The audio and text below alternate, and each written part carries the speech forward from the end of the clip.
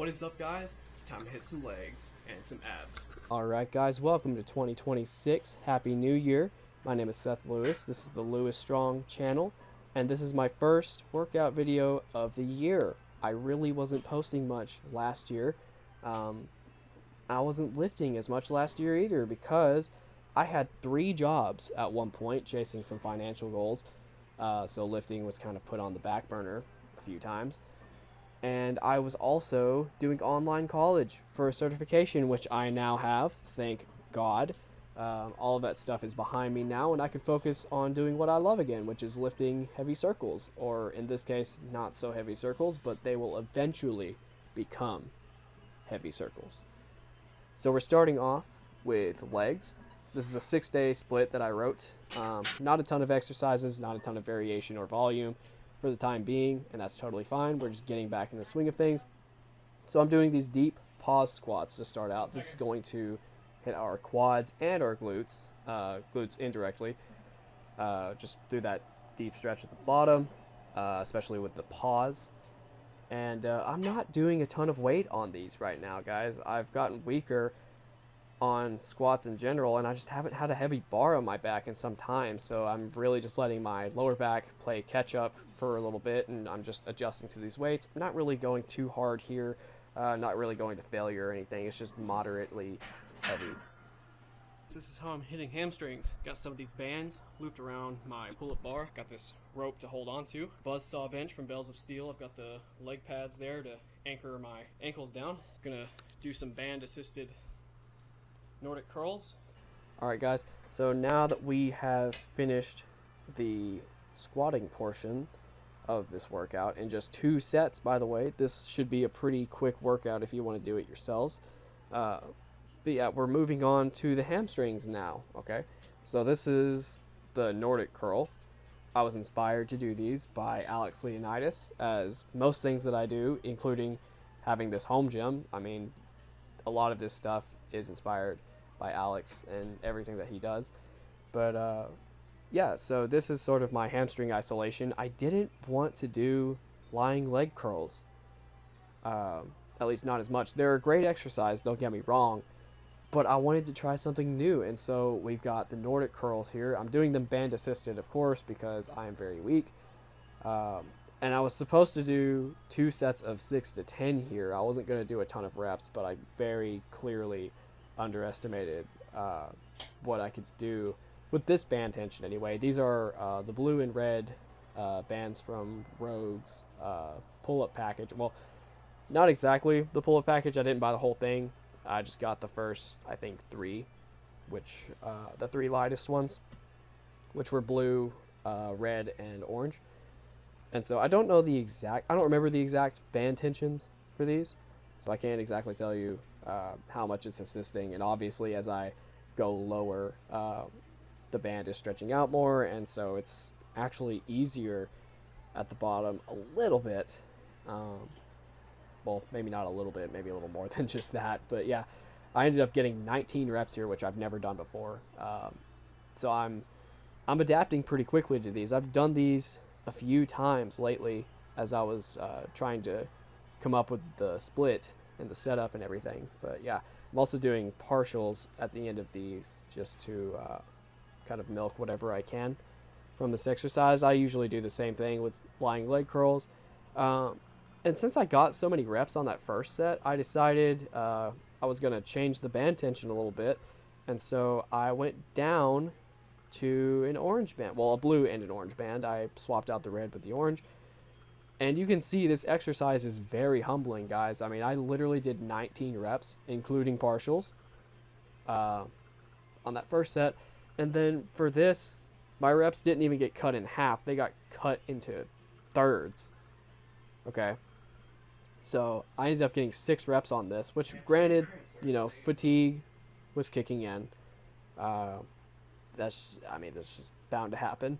It's totally fine.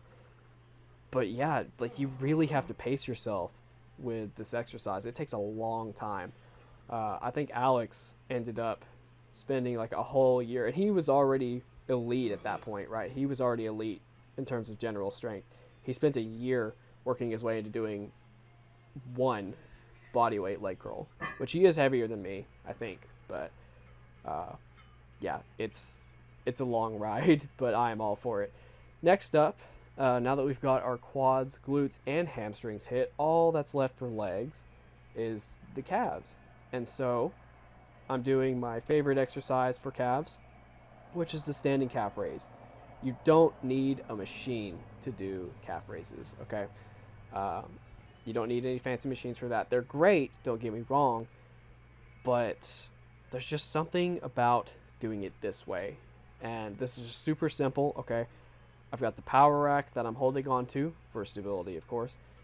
I've got the adjustable bench on the flat setting for right now, but yeah, I'm letting my calves get that full stretch at the bottom. And I'm for the weight, I'm using a dip belt, or I guess it's not necessarily just called a dip belt. I mean, you can use it for dips, pull-ups, whatever. You get the idea. I should have just said weight belt. I don't know what I was thinking, but yeah, you just have the weight suspended from your waist like this, and you get to work. It's super simple to set up. Doesn't take very long, and you don't you don't need a machine for it. I could technically do these on my cable tower, probably, which is a new piece to my home gym, by the way. I got it around Black Friday for that sale. Or no, I guess it was a little bit before then. But anyways, as I was saying, the calf raise, like, something about the free weighted version just seems to feel so much better. It seems to be more brutal to me for some reason.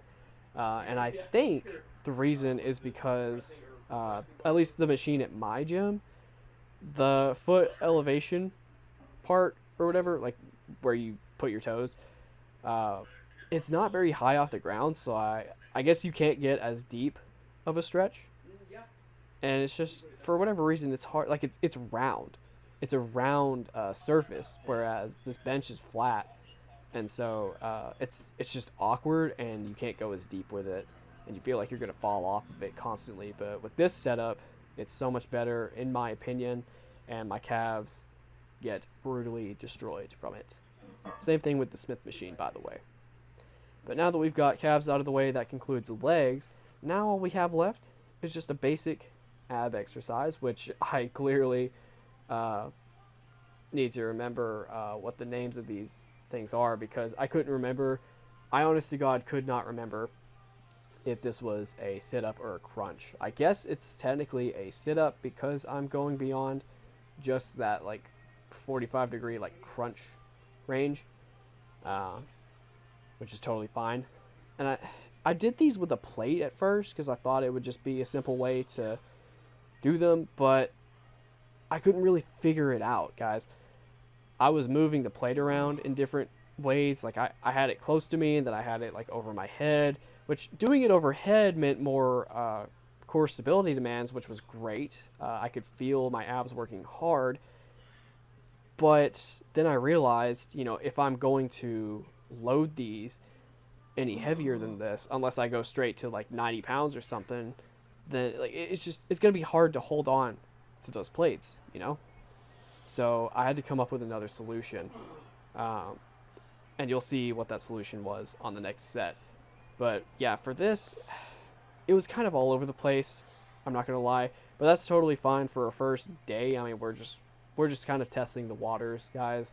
I want to get more serious about ab training and just build a pretty good set of abs for both aesthetics, of course, and also just for stability for lower body movements, and well, not just lower body, but like overhead presses and stuff like that too. Having a strong core is it's both aesthetically pleasing and it can be functional.